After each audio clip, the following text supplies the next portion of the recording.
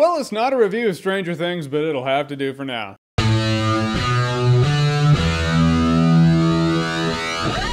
The Defenders, Season 1. I assume they're gonna have another season. So The Defenders is ultimately the Avengers of the Netflix Marvel properties. Daredevil, Jessica Jones, Luke Cage, Iron Fist, they have all come together to stop the super secret baddies from being, you know, bad. You've heard from Stick that the fight for New York is coming. You've heard the Hand is gonna make their move. Now the Hand is making their move. Now, full disclosure, I watched half of Luke Cage before I actually moved down to Los Angeles. Kind of threw a wrench in my time. However, I heard from a lot of people that at a point in Luke Cage, you can stop watching and it's fine. And I got to about there, so I was like, all right, I feel like it's fine. But to me, Luke Cage wasn't as good as Jessica Jones or Daredevil. So when I heard Iron Fist just straight up wasn't good, I felt like I was watching some sort of decline, so I never actually watched Iron Fist. And that's one of the things I liked about The Defenders. As interwoven as it was to Iron Fist's story, I never felt lost. I feel like they fill you in just fine in here. And I like the ensemble because everybody has their different reasons, different motivations for being here. Luke Cage is straight up like, I'm just a good guy and I want to save lives, and if people are in danger, it's my moral obligation, it's my responsibility to take part, so we're gonna fight these guys. Iron Fist is like, it's straight up my destiny, it's my calling, of course I need to fight these guys. Daredevil's a little more complicated. He does feel an urge, a calling to be the Daredevil. But after Daredevil Season 2, it looks like he has put the costume aside. It was a phase in his life that's now over. But like Batman in The Dark Knight Returns, he feels the fire burning in him. He's like, I'm Daredevil. Let's stop the Hand. Jessica Jones is straight up like, I'm not a hero. I don't give a fuck about being a hero. I don't give a shit about these guys. Now, like before, I'm chasing a trail for my client and it's led me here. So everyone's different perspective and how they view this situation is really what makes The Defenders fly for me. Also, I like Sigourney Weaver in here. Sigourney Weaver is the head of the Hand. She's the big baddie. And really, you feel her desperation. She's desperate to succeed at what they're trying to do, which creates some tension among the ranks of the Hand. But I like the fact that they have a villain who's not just like, I'm doing baddie things for baddie reasons because this is a comic book story and well,